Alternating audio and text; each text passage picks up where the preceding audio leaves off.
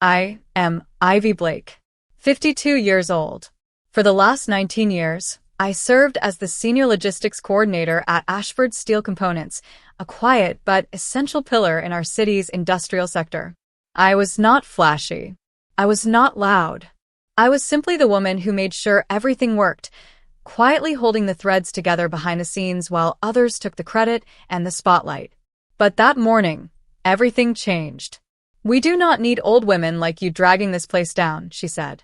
Her name was Celeste Hartley, the only daughter of the company's founder, Martin Hartley. 29, fresh from her innovative management program in New York, dripping with confidence and dismissiveness. She stood across from me in her father's old office, flipping her hair and waving a manicured hand as if firing me was nothing more than clearing out some forgotten filing cabinet. I just smiled, sarcastically, calmly, nodded once. No protest, no pleading, no anger. I quietly gathered my things, the contents of nearly 2 decades of my life, into a single brown box while the new hires watched from their desks, pretending to work, pretending not to see. They were kids when I first showed them the ropes. Now they averted their eyes. Before I continue my story, let me know where you're watching from in the comments and hit that like and subscribe button. I stepped out of that office with my box, my dignity, and something Celeste had not even bothered to read. Something she did not even know existed in that thick folder of legal papers she had signed off on without a second glance. My contract. Years ago, Martin Hartley, her father, had insisted on a special clause when he promoted me. A clause that guaranteed me 2 full years of severance pay if I was ever let go without cause. He had written it in himself after I refused a competitor's offer. "Ivy, you are the one I trust to keep this place running right.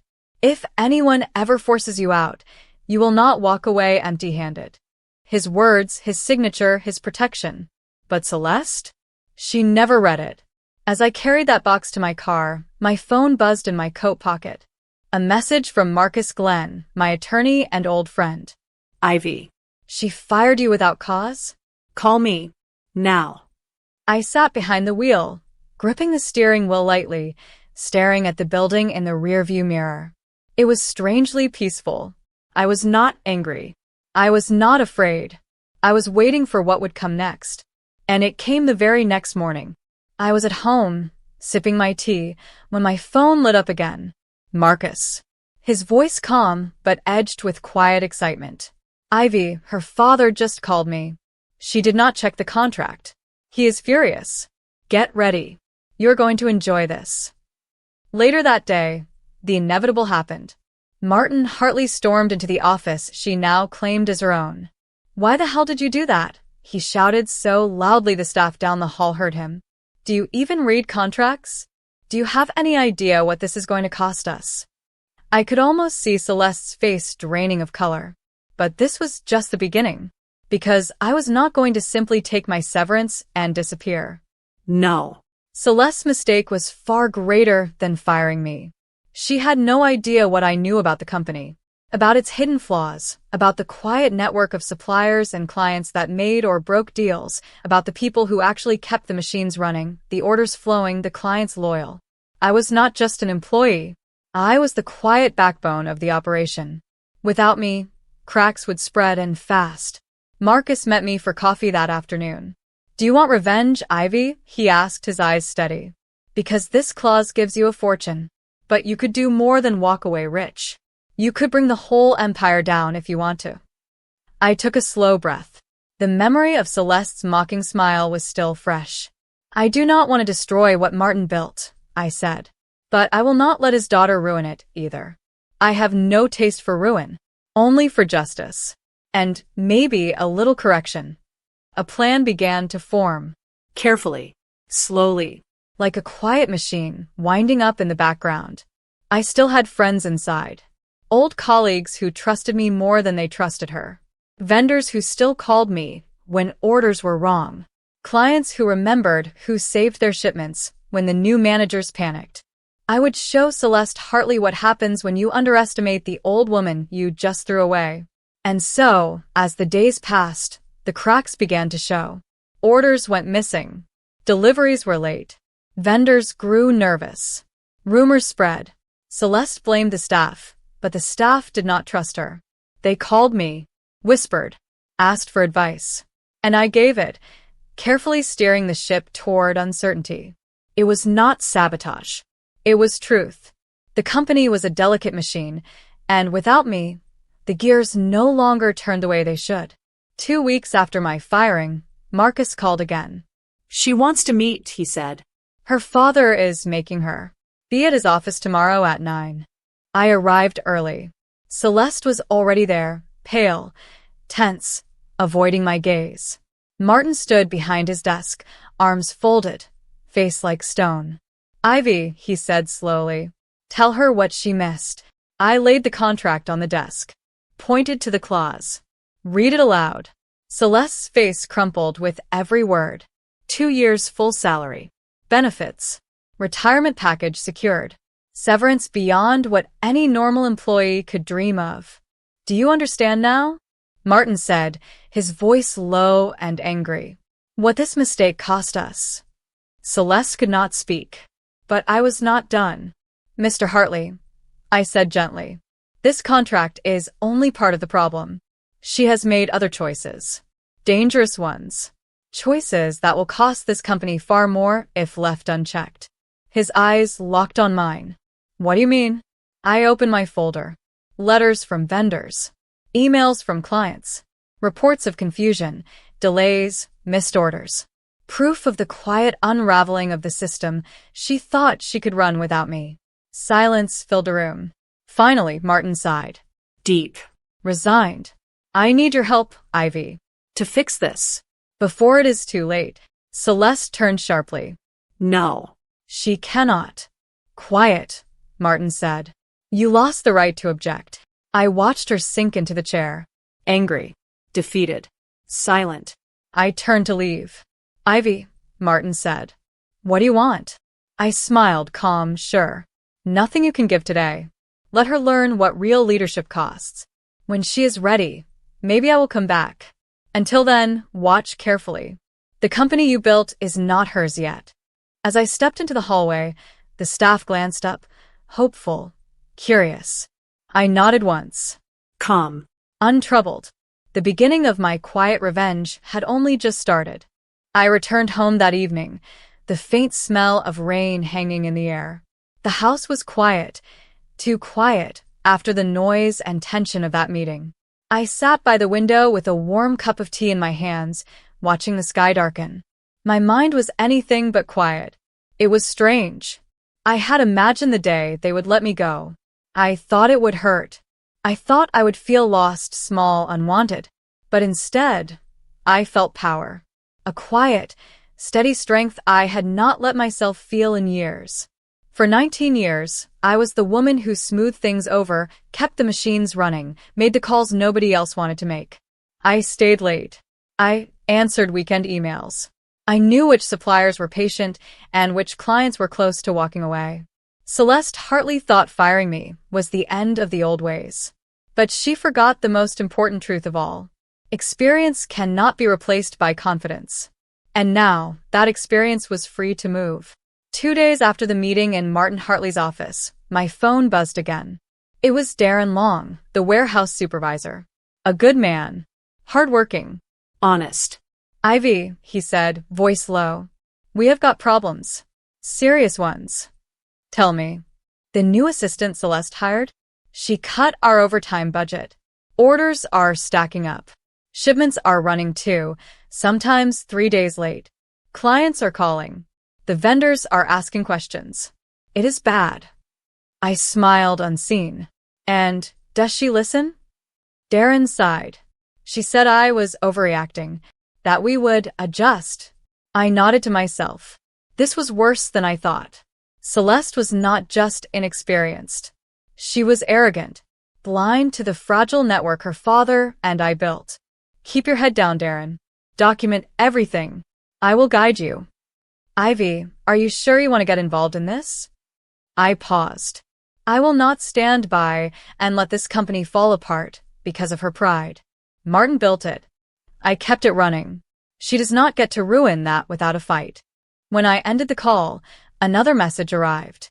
Leah Wren, purchasing manager. Ivy, the new system Celeste forced on us is breaking. Inventory reports are wrong. The line is down. Can you advise? I spent the next hour on the phone. Calm. Patient. Whispering solutions from the shadows. No sabotage. No malice. Just truth. Quiet correction. Quiet revenge. I was no longer inside the building, but I was everywhere. Meanwhile, the cracks widened. Clients called Martin directly. Complaints he never used to hear. Orders lost. Deliveries late. Promises broken. His face turned grayer with every report. His health, never strong, began to falter under the weight of stress. And Celeste? She blamed everyone but herself. The staff. The suppliers. The systems. But never her own decisions. A week later, Martin called me again. Ivy, he said softly, I cannot keep this quiet much longer. The board wants answers. The clients are threatening to walk. I need you in the room. I folded the letter in my lap, the official confirmation of my severance package. 2 years' salary. Health benefits intact. Paid in full. But money was never the real prize. Martin, I said, are you asking for help or permission? Silence. Help, he admitted. You are the only one who can fix this. The next day, I stepped back into Ashford Steel. The eyes of the staff followed me. Curious. Hopeful. Whispers filled the air. Celeste appeared at the top of the stairs, frozen. Pale. She had not expected this. And why should she? In her world, mistakes were swept away. Forgotten. But not here. Not today. Martin led me into the boardroom. The directors sat in stiff silence. Charts lay spread across the table. Losses. Delays. Cancellations. This, I said, pointing to the red numbers, is not a system failure. It is leadership failure. Inexperience. Poor judgment. You trusted the wrong person at the wrong time. Celeste bristled. You cannot. I can, I said, calm and clear. Because I warned your father before I left. Because I spent 19 years holding this company together while you were still learning marketing buzzwords. And now the consequences have arrived. The board members shifted uneasily. They knew I was right. I could see it in their eyes. Martin cleared his throat. His voice was weary. Ivy, what would you do to fix this? I looked directly at Celeste. Step down. Today. Temporarily or permanently, that is the board's decision. But until you are trained or replaced, the company needs someone who knows how to run it. She laughed bitterly. You? You want my job? No, I said, smiling gently. I want your father's legacy to survive. And if you care at all, you will let someone save it. The room was quiet. Finally, one of the senior board members, Harold Vance, spoke. She is right. The numbers do not lie. Martin, make the call. Celeste turned to her father, pleading, furious. But he only closed his eyes. You have failed, Celeste. This is not punishment. It is protection. For the company. For you. Step down. Her chair scraped the floor as she stood and left, silent, broken, defeated. When the door closed behind her, Martin met my gaze. Ivy, please. Help us fix this. I nodded. On one condition. Name it. My title. My authority. My way. No interference. No delays. No promises broken. He hesitated only a moment, then nodded. It is yours.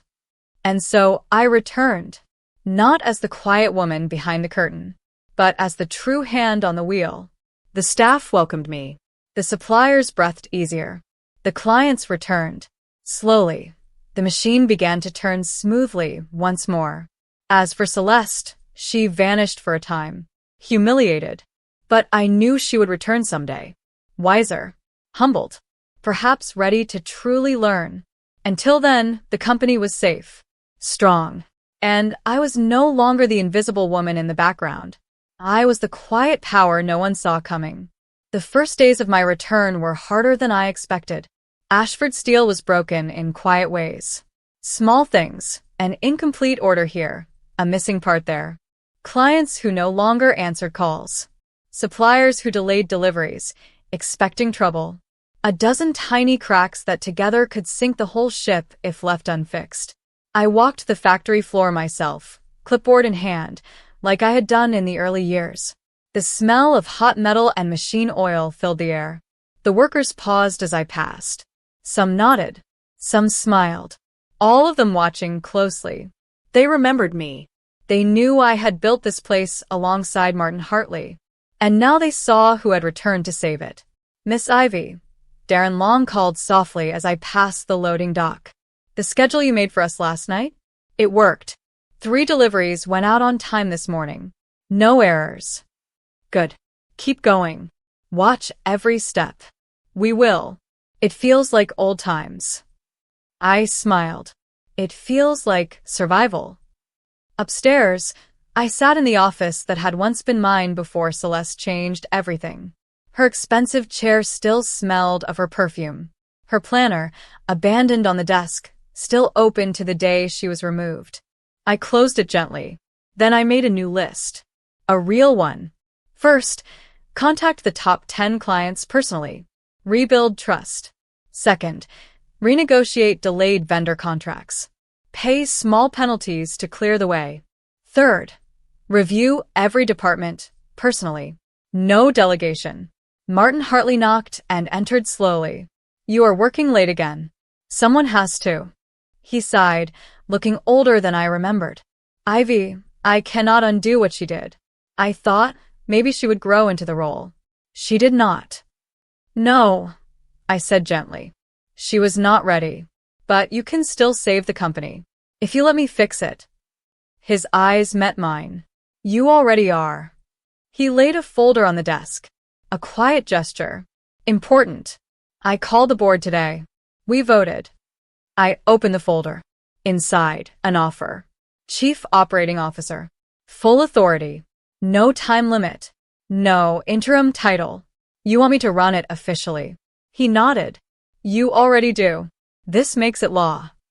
For a moment, I let the weight of the paper rest in my hands. 19 years of quiet service. One cruel insult. And now, the prize that should have been mine all along. I will sign it in the morning. Martin smiled faintly. Thank you, Ivy. As he left, I heard his quiet words drift back. Celeste is in Boston, visiting her mother. She might not return for a while. I said nothing. It was better that way. The next days passed in steady rhythm. I met with clients face to face, answering questions, making promises I could keep. I stood before the board, showing clear plans and sober numbers. I walked the line with the workers, solving problems they thought unsolvable. Slowly, the whispers changed. She is back. She knows what she is doing. Maybe we have a chance. The vendors noticed first. Then the clients. Orders picked up. A call stopped asking about delays and started asking about delivery dates. Ashford Steel breathed again. But the true test came on a cold Friday afternoon. I was in my office when my phone buzzed. A message from Leah in purchasing. Celeste is here. In the lobby. Asking to speak with you. I stared at the screen. So, she had returned sooner than expected. Send her up, I replied. I stood by the window, arms crossed, watching the gray sky. The door opened behind me. Quiet footsteps. Ivy. Her voice was soft. Different. I turned. Celeste Hartley stood there. Not the arrogant young woman who had fired me without thought, but someone smaller, paler, unsure. I heard the board made you COO. They did. She nodded. The staff says you saved the company, brought the clients back, fixed the chaos I left. I said nothing. I made mistakes, she whispered. Too many. I thought I knew everything. I was wrong. Still, I waited. She swallowed. I want to learn. The right way. Your way. If you will teach me. The room was silent. The air heavy. At last, I spoke. Why? Because I want my father to be proud of me. Not ashamed. I want to be worthy of this company. Someday. I studied her face. Young still, but not foolish anymore. humbled by failure, changed by consequence. You cannot learn everything overnight, Celeste. I know, but I want to try. I nodded slowly. Then you start at the bottom. Like I did. Like everyone does. No special office.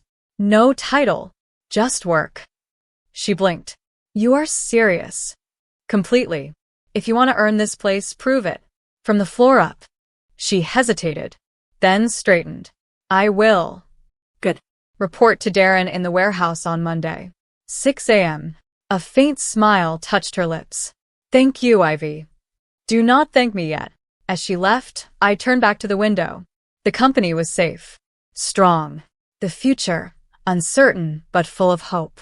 And I had done what I set out to do, not with anger or destruction, but with quiet power, with truth, with patience. Revenge had never tasted so satisfying. For the first time in many years, Monday morning at Ashford Steel felt alive. The warehouse buzzed with energy. Machines hummed in steady rhythm. Workers moved with purpose. Orders went out clean and on time. There was order where once there had been confusion. And in the middle of it, wearing a plain gray uniform and steel-toed boots, stood Celeste Hartley. 6 a.m. sharp. Her father's daughter, but no longer his spoiled heir. I watched from the office window as Darren gave her instructions. How to log inventory. How to stack safely. How to read the production sheets. She nodded, serious and silent, taking it all in. Good. Let her learn the weight of real work. Let her understand the company she nearly ruined. By noon, Darren came to my office. He removed his cap, wiping sweat from his brow. She is listening, Ivy. Not arguing. Not pretending to know everything. She even stayed late to clean the delivery bay. Keep her there, I said quietly. Let her earn every step. He smiled. I will. She asked to work double shifts this week. Let her. And so the days passed. Celeste swept floors, loaded trucks, sorted parts in the biting cold of the stockroom. Her soft hands blistered, her nails cracked, but she did not quit. Not once. The workers noticed. She is different, I heard Thomas say. Maybe she learned something after all. I hope so. For her sake. And for the company's. But there was no time to dwell. A crisis was building. Martin Hartley stood in my office late that week, a grim folder in his hands. Ivy, the Chicago deal. The one Celeste signed before she left. It is worse than I thought. I opened the file. A disaster. A contract locking us into low prices for 12 months, below cost. A client we could not afford to supply under these terms. A loss of nearly $200,000. She signed this. He nodded. Pushed by their rep, did not check with legal. Did not consult the board. I did not even see it until now. I closed the folder gently. We cannot fill this order and survive. No. There is only one way out. Martin looked at me.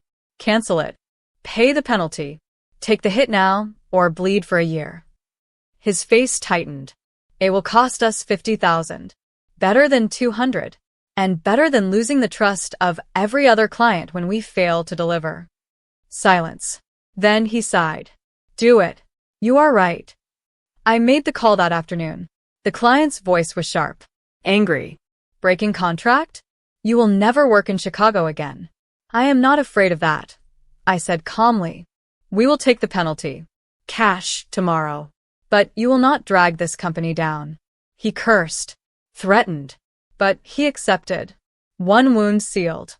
Another lesson for Celeste.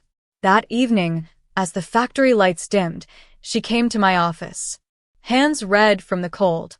Face pale but determined. I heard about the Chicago deal. So, you know what you cost us? She swallowed. Yes. $50,000. Because I signed something I did not understand. And I will pay it back. I raised an eyebrow. With what? My trust fund. Father gave me one when I turned 21. I never touched it. It is enough. I studied her face. No sign of deceit. Only quiet resolve. You are serious. Dead serious. For the first time, I felt the ice around my heart crack. Maybe this girl could change.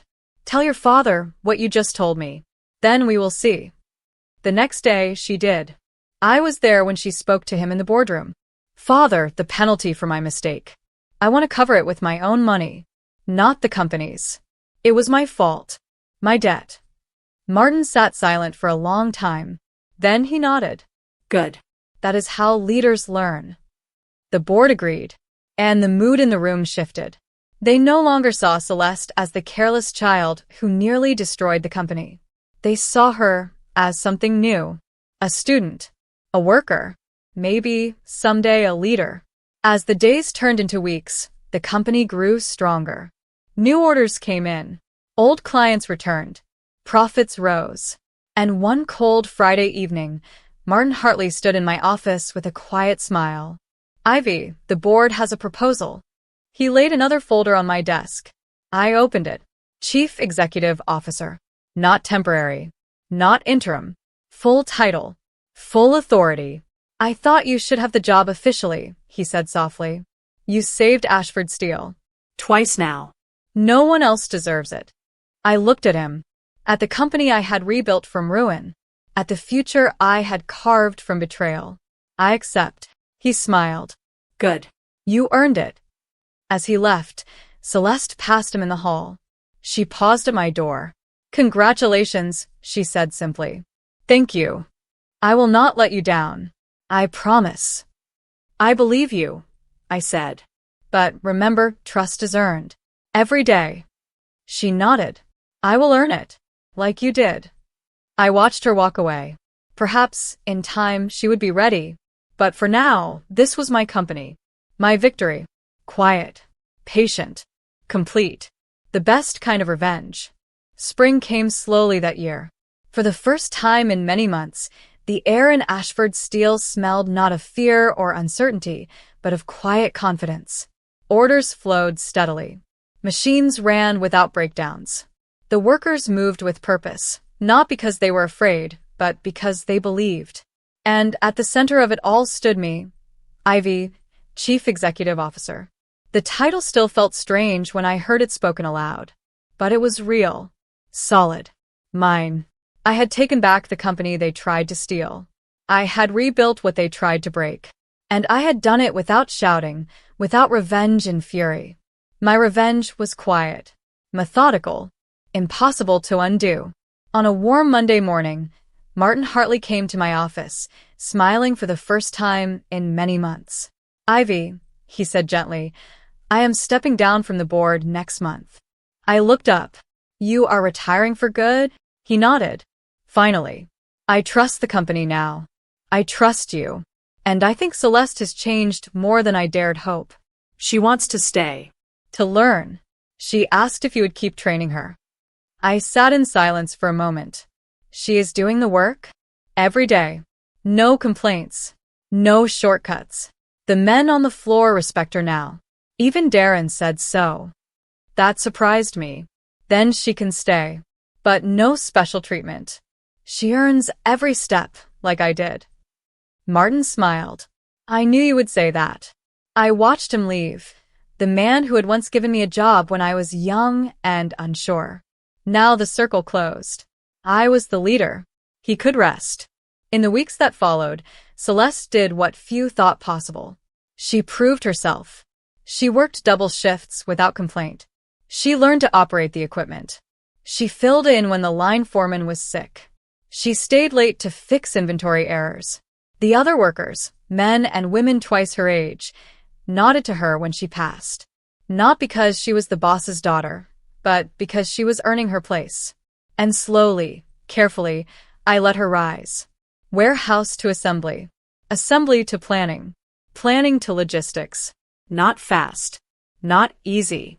But steady. One Friday evening, as the sun set over the factory yard, she came to my office. Her uniform was dusty, her hands still rough. Ivy, may I ask you something? Go ahead. Someday, when you step down, could I be ready to lead this company properly? I looked at her, the girl who had once laughed when she fired me, who had thought experience was useless, wisdom old-fashioned. She was gone. In her place stood a woman willing to learn the hard way. Maybe Celeste. But only if you never stop proving it. Leadership is not a title. It is a habit. Every day. Forever.